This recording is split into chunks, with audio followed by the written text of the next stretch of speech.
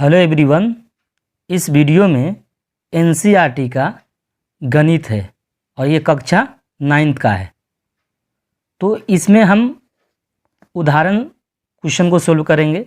उदाहरण 6 है, उदाहरण 7 है, उदाहरण 8 और एक उदाहरण 9 है। इन क्वेश्चन को मैं इस वीडियो के माध्यम से सोल्व करने वाला हूँ। तो पहला आप उदाहरण 6 को देखिए। दिखाइए कि 3.142678 एक परिमेय संख्या है, या इसको दूसरे शब्दों में 3.142678 को p/q के रूप में व्यक्त कीजिए, जहाँ p और q पूर्णांक है और q = 0 नहीं है। ये पहले ही आपको शर्त दे रहा है और इसे हमें क्या करना है, p/q के रूप में लिखना है। तो देखिए इसको सिंपल लिख सकते हैं। पहला क्या संख्या दे रखा है, 3.142678 और 8 है। भाई इसको p/q के रूप में लिखना है। यहाँ पर क्या कह रहा था, p/q के रूप में ले आइए। तो इसको सिंपल सा ला सकते हैं। कैसे लाएंगे, तो ये क्या है, पहला लिख दीजिए 3.142678 मैंने लिख दिया। यहाँ आप देख रहे हैं कि दशमलव मैंने क्या कर दिया, यहाँ नहीं लिखे हैं। अब इसका कारण हम बताएंगे क्यों नहीं लिख रहे हैं। देखिए ये दशमलव का अर्थ हुआ 1, क्या लिख दिए, इसके बदले में क्या लिखे 1। और दशमलव के बाद कई वो अंक है ये देखना है, 1 2 3 4 5 6। तो 6 अंक है तो 6 जीरो आएगा, 1 2 3 4 5 6, ये 6 आ गया। तो इसे हम इस तरह इस p/q के रूप में ला दिए कि नहीं। ये आपका p हो गया, ये क्या हो गया q। तो यही तो कह रहा था p/q के रूप में लाइए, तो p/q के रूप में ला दिए। ये बता रहा था कि परिमेय है कि नहीं है, यह परिमेय संख्या है। आई होप आप समझ में आ गया होगा। देखिए एक बात और समझिए, ये दशमलव हटाना है ना, तो ये दशमलव ये इसी तरह करेंगे, दशमलव के बदले में 1 दे देंगे और इसके बाद कितनी संख्या है उसके बदले में 0 दे देंगे। बस इतना ही करना है इसमें। तो ये आपका उदाहरण 6 हो गया। उदाहरण आप 7 में देखिए।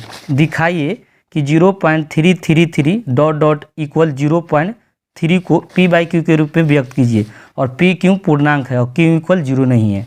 तो देखिए आपको क्या दिया है, दिखाना है 0.333 ... ठीक है इक्वल 0.3। इस पर रेखा है, क्या है, रेखा है। अब इसको हम क्या लिख सकते हैं, रेखा है, इसको हम ना आपको लाइन भी कर सकते हैं। तो आपको इसे p/q के रूप में लाना है। तो ये इस रेखा के बदले में आप क्या, देखिए 3 है तो 3 लिखिए, इस रेखा के बदले में 9 दीजिएगा। क्या करिएगा, 9। अगर 2 संख्या पर रेखा रहता तो 2 × 9 पड़ता, अगर 3 ऊपर रहता तो 3 × 9 पड़ता। अब इसको सॉल्व कीजिए, 3 × 1 3 और 3 × 3 9 हो जाएगा। अब क्या बचा, 1/3 और 1/3 क्या p/q के रूप में नहीं है। तो आपको 1/3 1/3 के रूप में मैंने ला दिया, p/q के रूप में ला दिया। तो वही बोल रहा था p/q के रूप में लाइए। क्वेश्चन 8 वाला देखें। 8 वाला करा, दिखाइए कि 1.272727 ... 2727 का अर्थ यहाँ पर क्या है, डॉट क्या दे रहा है, इसका अर्थ हो गया कि रिपीट 2727 रिपीट होते जा रहा है। इक्वल 1.27 इस पर रेखा है, लाइन आ गया, ठीक है, को p/q के रूप में व्यक्त किया जा सकता है। और जहाँ p और q पूर्णांक है, q = 0 नहीं है। तो बिल्कुल कर सकते हैं। क्या है, 1.272727, ठीक है, यही है ना, ... इक्वल है 1.27। इस पे क्या है, रेखा है और p/q के रूप में मुझे इसको दर्शाना है। तो सिंपल सा हो जाएगा। देखिए इसको 127 लिख दीजिए। ये 2 संख्याओं पर लाइन है, तो 2 संख्याओं पर जब लाइन होता है इसका अर्थ हो गया कि 2 × 9 होगा। इतना क्लियर हो गया। अब देखिए अब क्या करना है, इस संख्या के जितनी भी इधर हो, किधर, दाई की बाई, देखिए इधर क्या है आपका दाई है, इधर क्या है बाई। जितनी भी संख्या बाई हो रही है वो घटेगा। तो इधर कितनी संख्या है, इस रेखा के इधर कितनी संख्या है, 1 ही है। तो एक है, केवल एक, तो उसको घटा देना है। हो गया। अब देखिए, अब क्या करना है, इसको घटाइए तो 7 में से 1 गया 6, 126 हो जाएगा ये। अब बट्टे में क्या है, 99 है, तो 99 लिख देंगे यार। 9 से कटेगा, 9 इकाई 9, 9 इकाई 9, यहाँ भी 9 से कटेगा तो 9 इकाई 9, तो 12 में से 9 जाएगा तो कितना हो जाएगा 3, तो 3 पे 6 होगा 36, 9 चौका 36, तो बराबर लिख सकते हैं 14/11। क्या ये पी बाई क्यू के रूप में नहीं आ गया, क्योंकि ऊपर पी है, ये क्या क्यों है, पी बाई क्यू के रूप में बोल रहा था, तो मैंने पी बाई क्यू के रूप में ला दिया इसको। तो ये आपका उदाहरण आपका ये 8 था, उदाहरण 8 भी कंप्लीट हो गया। उदाहरण आप 9 को देखिए।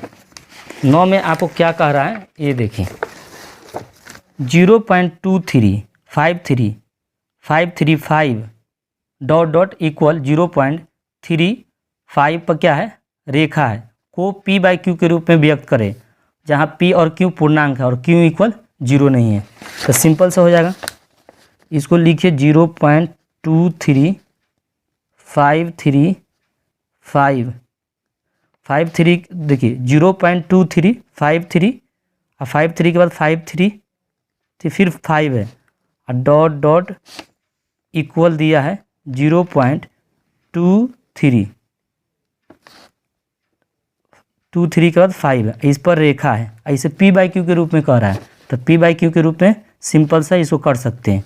तो ये क्या है 235 है, तो 235 लिखिए, इस पर रेखा है ना, तो इसका अर्थ हुआ कि कई संख्याओं पर रेखा है, दो अंक पर है, एक तो 5 पर, एक पर एक संख्या 3 है, अर्थात 5 और 3 पर ये दोनों रेखा है, तो 2 × 9 होगा, तो 2 × 9 होगा। ठीक है, इतना आपको क्लियर है। अब देखिए इस रेखा के बाईं ओर जितनी संख्या वो घटेगा, तो बाईं ओर कितना है आपका 2 ही बच रहा है, तो 2 घटेगा। जानते हैं इस ये रेखा जो है ना, इस रेखा और दशमलव के बीच में कई अंक है, 1 अंक है केवल। देखिए ये संख्या जो रेखा है ना, रेखा जो दोनों संख्या पर रेखा है और दशमलव के बीच में एक संख्या दिख रहा है जो अंक है, जो 2 है, तो एक ही अंक ना है, तो 1 अंक है, तो इसका अर्थ है कि इसमें 0 1 पड़ेगा। ठीक है, अब घटाइए, 5 में से 2 गया 3 हो गया, 3 के 3 हो जाएगा और 2 के 2, 990 है, तो 990 है। इसको चाहें तो आप इतना ही पर रह सकते हैं। ठीक है, आपको पी बाई क्यू के रूप में लिख दिए। देखिए कटने वाला नहीं था, 3 3 6 6 2 8 नहीं कटेगा 3 से, 9 9 18, क्योंकि ये कट जाता 3 से, ये 3 से नहीं कटने वाला, इसलिए इसको इतना ही पर रहिएगा। पी बाई क्यू के रूप में मैंने इसको ला दिया। आई होप आपको समझ में आ गया होगा।